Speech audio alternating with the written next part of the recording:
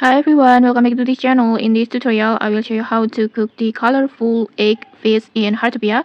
So in this latest update, Heartopia has a event for the Easter event, special Easter. And then in this event, you can get the new recipe.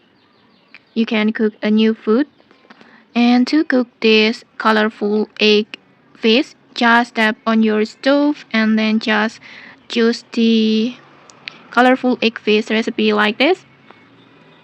You can just get this recipe from the exchange store at the Easter event, and then after that you need complete the ingredients, several eggs with the different pattern like this, different patterns and different color like this.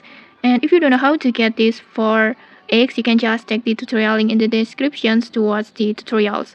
And after you have these 4 eggs, just tap on start cooking like this.